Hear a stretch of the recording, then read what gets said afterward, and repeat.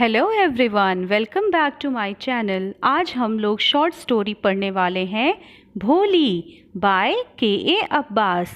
अगर आप चैनल पर नए हैं तो वीडियो को लाइक भी कर देना, सब्सक्राइब भी। Now we will study about author Khwaja Ahmad Abbas, who also known as K.A. Abbas, was an Indian film director। ये इंडियन फिल्म डायरेक्टर थे, screen writer, novelist and a journalist in the Urdu, Hindi and English languages. As a screenwriter, he is also known for writing Raj Kapoor's best films. इन्होंने राज कपूर की best films खुद लिखी है और इनका पूरा नाम क्या है? ख्वाजा अहमद अब्बास, और ये इंडियन फिल्म डायरेक्टर थे। Now we come to the characters of the Bholi. Number 1, Sulekha or Bholi is the main character of the chapter. She was the fourth daughter of Nambardar Ramlal. Number 2, Ramlal, the father of Bholi. भोली के पापा का नाम क्या था? Ramlal. Ramlal had 7 children. उनके 7 बच्चे थे। 3 sons, 4 daughters. 3 बेटा और 4 बेटी। Mother of Bholi, she is here, mother of Bholi. Now fourth character is Radha, the eldest sister of Bholi. Fifth, Mangla, the second elder sister of Bholi. Sixth character is Champa, another sister of Bholi, elder than her. Champa Bholi से बड़ी थी। Now seventh character is Tehsildar Sahib, one who ordered Ramlal to send his daughters to school. तहसीलदार साहिब ने order दिया था रामलाल को कि वो अपनी बच्चियों को स्कूल भेजे स्टडी के लिए।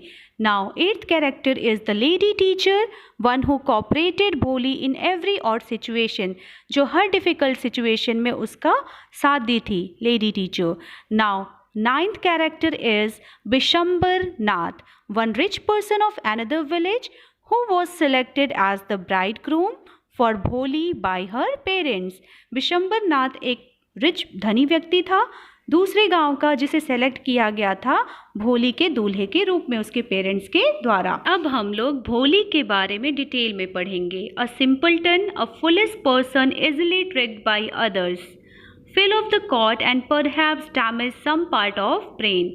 वो चारपाई से गिर गई थी और उसके कुछ पार्ट्स ब्रेन के खराब हो गए थे। Affected by small pox in childhood, बचपन में ही वो स्मॉल पॉक्स से अफेक्ट हो गई थी। सिर्फ आइज़ बचे हुए थे, but entire body was permanently by deep black pock marks. हर जगह काले धब्बे उसकी पूरी बॉडी पर स्मॉल पॉक्स के रह गए थे। लुक्ड अगली ड्यू टू पॉक मार्क्स की वजह से वो अगली दिखती थी। So remain neglected and backward, इसलिए उसे नेग्लेक्ट किया जाता था। Early childhood, no one cared Bholi, कोई भी भोली की देखभाल नहीं करता था। Old dresses of her sisters were passed on to her, पुराने कपड़े उसकी बहनों के उसको दिए जाते थे पहनने के लिए। Hair was always dry and matted, बाल हमेशा बिखरे हुए सूखे रहते थे। No oil was applied to it, उसमें ऑयल नहीं लगाया जाता था। Nobody talk softly and kindly with her, कोई वो उससे प्यार से काइंडली नहीं बात करता था। नो वन लव्ड हर, भोली से कोई भी प्यार नहीं करता था, किसी को भी भोली की फिक्र नहीं थी। Changes life, new school for girls opened up in her village.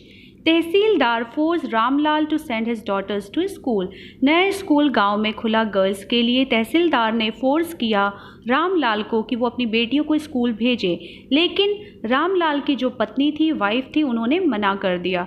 She thought no one would marry them if they are educated, उनका ये मानना था कि अगर वो एजुकेटेड हो जाएंगी, पढ़ लिख लेंगी, तो कोई उनसे शादी नहीं करेगा।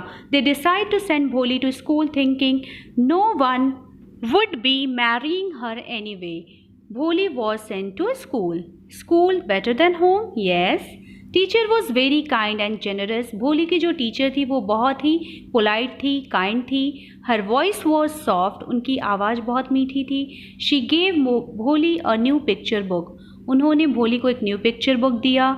Assured her that she would speak like others, और उसकी टीचर ने उसे अश्योर किया कि वो भी दूसरों की तरह अच्छे से फ्लुएंटली बोल सकेगी, प्रॉपर तरीके से बोल सकेगी। Now come to the summary. The chapter 9 Bholi by K.A. Abbas is about a very innocent girl who was taught by a teacher to fight against all odd situations। भोली एक इनोसेंट गर्ल है जिसे उसकी टीचर ने सिखाया है हर डिफ़िकल्टीज़ में सामना करने के लिए। Bholi's real name was Sulekha who was the youngest child of Ramlal among 3 sons and 4 daughters। When she was 10 months old, she had fallen off the cot on her head, which damaged some parts of her brain. When she was 2 years old, she was attacked by smallpox। जब वो 2 साल की थी तो उसको smallpox ने attack किया, which left lots of spots in her face। जिसकी वजह से उसके फेस पे बहुत सारे स्पॉट्स थे। Till 5 years of age, she couldn't speak even one word। 5 साल की एज में वो एक शब्द भी नहीं बोल पा रही थी। And when she started speaking she stammered. लेकिन जब वो बोलना स्टार्ट की तो वो हकलाती थी। She belong to a prosperous family where her 3 elder sisters had already got married। His father was so worried about her as she was not pretty or intelligent। वो उतनी सुंदर नहीं थी, इंटेलिजेंट नहीं थी, इसलिए उसके पापा बहुत ही ज़्यादा दुखी होते थे, उसके लिए चिंतित होते थे। One day in her village, a primary school was inaugurated by tehsildar Sahib, who told Ramlal to send his daughters to school as he was the representative of the government in the village। Ramlal government agent थे village में, इसलिए तहसीलदार ने उसे force किया कि वो अपनी बेटियों को स्कूल भेजे by sending his own daughters to school. The mother of Bholi was not ready to send her daughters to school but later Ramlal told Bholi to get ready for the school. उसकी मम्मी किसी भी बच्चियों को स्कूल भेजने के लिए रेडी नहीं थी, लेकिन बाद में रामलाल ने भोली को बोला कि तुम तैयार हो जाओ स्कूल जाने के लिए। एट फर्स्ट भोली was so scared because she remembered how a few days ago their old cow Lakshmi had been turned out to the house and sold। लेकिन भोली बहुत ज़्यादा डर जाती है क्योंकि उसे याद आता है कि कुछ ही दिन पहले कैसे उसकी ओल्ड काऊ जिसका नाम लक्ष्मी था उसे बाहर ले जाया गया घर के और बेच दिया गया। No no, she shouted in terror but finally when she was provided new dresses she got ready for the school. लेकिन जैसे उसे नए कपड़े दिए गए वो तैयार हो गई स्कूल जाने के लिए। There just like her neighbours use to do, other students also begin to make fun of her. जिस तरीके से उसके पड़ोसी उसका मजाक उड़ाते थे, उस स्कूल में स्टूडेंट्स भी थे जो सारे वो भी उसका मजाक उड़ाने लगे। But a lady teacher of the school supported her and motivated her for her continuous studies। लेकिन जो लेडी टीचर थी वो उसे सपोर्ट करती थी, मोटिवेट करती थी और इसकी स्टडीज़ को निरंतर आगे बढ़ा रही थी। Many years passed and Ramlal arranged for the marriage of भोली। बहुत साल पास हो गए, बीत गए। रामलाल ने अब क्या किया, भोली की शादी की अरेंजमेंट की with a rich person of the neighbouring village, पड़ोस के गांव के धनी आदमी से जिसका नाम बिसंबर नाथ था। Who was almost the same age as Ramlal, जो कि रामलाल के ही उम्र का था लगभग। Himself was moreover he also limped, देखा जाए तो वो लंगड़ा था। Without watching the face of Bholi he also got ready for the marriage, बिना भोली का फेस देखे उसने शादी के लिए हाँ कह दिया। At the time of marriage accidentally Bisambar Nath saw her face, और शादी के टाइम पे बिसंबर नाथ ने भोली का फेस देखा। When a woman slipped back the silken well, जब भोली का घूंघट जो है स्लिप हो गया था फ्रॉम द ब्राइड्स फेस।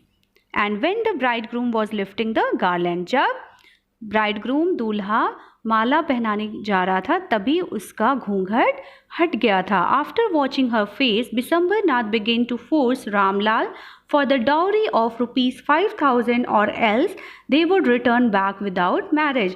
फिर बिसंबर नाथ ने रामलाल को फोर्स किया कि मुझे दहेज के 5000 रुपये दो, अदरवाइज मैं शादी से पीछे हट जाऊंगा, मैं शादी नहीं करूंगा। Ramlal requested Bisambar Nath a lot not to do so, Ramlal ने बहुत रिक्वेस्ट की बिसंबर नाथ से कि ऐसा मत करो, but he was rigid on his demand, लेकिन वो अपनी डिमांड को लेके टफ था।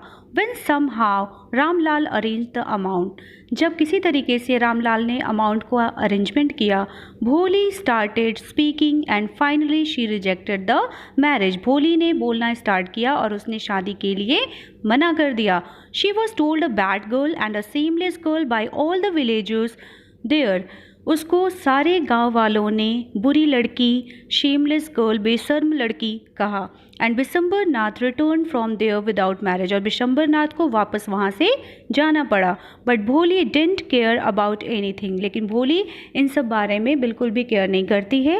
And told her parents not to worry about her, और अपने पेरेंट्स को बताती है कि उसके बारे में दुखी ना हो, as in their old age she would serve both of them, and for her being self dependent she would teach in the same school where she learn so much. वो अपने पेरेंट्स को दिलासा दिलाती है कि आपके ओल्ड एज में मैं आप लोग के साथ रहूँगी, मैं सेल्फ डिपेंडेंट होंगी, मैं सेम स्कूल में पढ़ाऊँगी जहाँ पे मुझे इतने सारे ज्ञान मिले हैं। When she asked her teacher about her decision, her teacher praised her whole heartedly, जब उसने अपने डिसीजन के बारे में अपने टीचर को बताया, लेडी टीचर को बताया, उसकी लेडी टीचर ने उसकी बहुत प्रशंसा की दिल से। Let's talk about theme. The major theme of the story is the impact of the family on children. Family का प्रभाव जो बच्चों पर पड़ता है। Also disabled children, ऐसे बच्चे जो डिसेबल्ड हैं, मस्ट बी गिवन इनकरेजमेंट, उनको प्रोत्साहन देना चाहिए। लव एंड एजुकेशन, उन्हें भी प्यार और एजुकेशन देना चाहिए। Like there normal counter parts, जिस तरीके से आप अपने नॉर्मल बच्चों को एजुकेशन, लव और इनकरेजमेंट देते हैं, वैसे ही आप अपने डिसेबल्ड बच्चों के भी साथ ट्रीट करें। Moral of the story is nobody is perfect, कोई भी परफेक्ट नहीं होता है। We all have our own problems, हम सब की अपनी खुद की कोई ना कोई प्रॉब्लम होती है। We should never be afraid of our problems, हमें कभी भी अपनी प्रॉब्लम्स को लेके डरना नहीं चाहिए। एंड शुड फेस देम, हमें उसका डट कर सामना करना चाहिए। इसी तरह और भी वीडियोज़ के लिए सब्सक्राइब, ताकि आने वाली वीडियोज़ की नोटिफिकेशन आपको मिलती रहे। Thank you. Please watch description box. Thank you.